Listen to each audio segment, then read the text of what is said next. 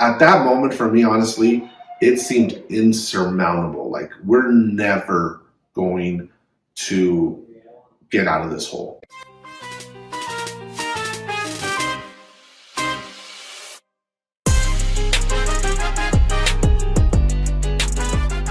She has graciously said, I will take care of this for now. I don't mind handling the finances. She's good at it. She's good at it. So he's the accountant and the bookkeeper essentially for others, and I'm the accountant and the bookkeeper for our household. We make the joke, and it's worked. I guess rewind just a tad. Going through the program helped for us to really see where we were not aligned. It also, with me having done the finances, I remember there was a time when we were paying off some of the debt and we didn't have enough, or on paper, we didn't have enough to cover the means. And I said in my mind, well, we do have a little bit of moving credit now. And then God totally convicted me because I was so offended that my husband would do such a thing. And there were definitely words exchanged during that time that we have since then obviously sought forgiveness on. But the Lord convicted me and said, that's how simple, that's how easy it happens. And that's truly what sin does. It's just a little sin. And then it turns into this enormous thing where you're hurting each other. And so I had to be honest and ask him for forgiveness once again, because God showed me that I wasn't extending grace to him, but also I didn't present things that we needed or so-called needed with an opportunity for him to say no. It was, this is what we, I have an idea and I would really like you to say yes to it. And I would have my argument as to why it should be yes. And so our husbands don't want to be the bad guy. Like, they want to say yes and they want to provide. And it was a really tough spot for him to be in, for us to be in. But I think that it was a time where I got to see that I didn't welcome his no. And I didn't trust the Lord in that no being in time a yes. And so we both had to die to self, and we both had to apply the tools, and we did. We went from $43,000 in debt to almost zero. We have a little tiny $2,000 balance that will be paid very soon. Yeah, so, I chose one of the least expensive options for schooling. I went to Western Governors University, very inexpensive. I paid every 6 months, but because I said I'm not doing any loans, we're not doing anything, it's just strictly going to be cash. That's what we did. At that point, all our credit cards were canceled. They were cut up. Closed. We don't use credit anymore. The only thing I still have that small little $2,000 loan from a long time ago. From a different school. And our mortgage. And that's it. That's the only two things that we have. The small little loan will be paid off here shortly, and then we'll only have our mortgage. Rewind back to 2016, 17 when this whole thing happened. And when we looked at the situation we're in, we looked at the amount of debt that had accumulated. When we looked at how much I was making and what our needs were, when rent, gas, bills, all that stuff, right? And you looked at it, and at that moment, for me, honestly, it seemed insurmountable. Like, we're never going to get out of this hole. That's what it felt like.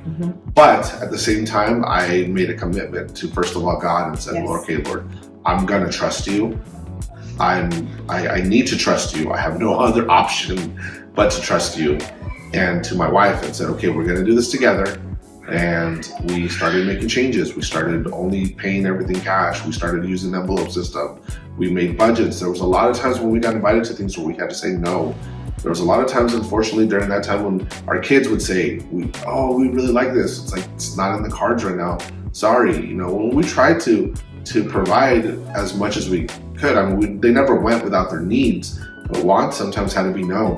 And that was a very humbling experience, because up to that point it was like, well, you just try to say yes to everything because you want to be the awesome dad and the awesome husband and whatever, right?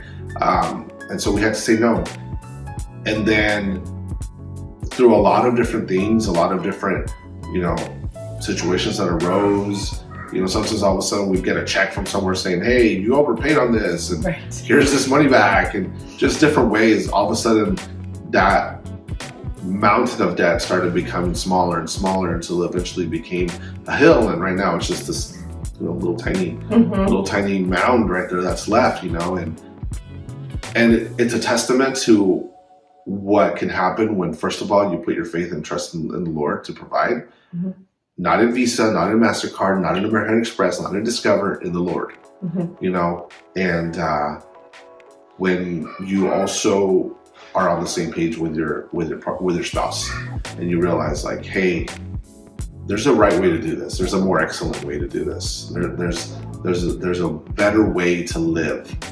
And here we are on this side of the coin, right? And what I had said earlier, that I don't have that stronghold anymore, because I've seen the fruit of this. I've seen God's breaking those chains and the freedom. And now we're at a point where there's a lot of things in the budget beyond just our needs. So when our kids say, I want to participate in Silver Air Patrol and it's this much and this much, okay, that's fine.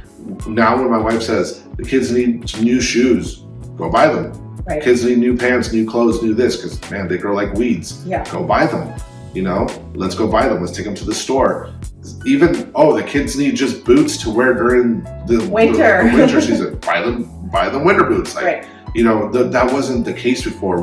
When we had to make an emergency trip to California, we weren't stressing about it. It wasn't like, oh my gosh, how are we going to pay for this? And there's so much freedom in that. There's so much freedom in I don't know if y'all have seen this reel where there's like a huge freight train of Amazon carts coming by, and he goes, oh, it looks like my wife's shopping order is coming in. That's how I feel sometimes. Like, I think the Amazon people would already know, like, oh, here's another one for the Gonzalez residents, But we have that freedom. And I don't have to like come up to my wife and be like, hey, do we have enough in the budget for me to buy like a $20 item? Like, I just buy it, and then she knows, because it comes through her card, like, hey, I had to buy this, and it's great. It's great to be on this side of the equation. It's great to be in a state where our finances are in a good spot, and we can start to build up savings again. We can start to now think even for future, for retirement, for, setting up, our kids to be able to be successful and things like that. And I still want them to work hard, but I also want to give them the best possible leg up that I can. So it's great. And I encourage you, wherever you might find yourself, if you find yourself like I was 6 years ago, making poor, terrible decisions, $40,000+ in debt because of sometimes valid reasons and sometimes, most of the time, completely invalid reasons, that you can get out of that. You can't get out of that pit, can't get out of that hole, and find yourself in a spot where, like we went from $43,000 in debt to almost nothing, but also being a homeowner now, something I never thought was going to happen. Moved from California. And I never thought that was going to be the case. I never thought I would be a homeowner, whether it was in any state, to be honest with you. And here we are, and it's all because of God, and it's all because of trusting in Him, and us being on the same page. I'm saying, like, no, we're not going to be a slave to the lender. We're not going to be a slave to debt. We want to be free of that, and as we continue to make plans for the future, we know that that God's going to provide for those, whatever that future may hold. And I'm excited. I'm excited to see what's going to happen. And I encourage you to be on the same page financially, and to really consider not being a slave to any debt.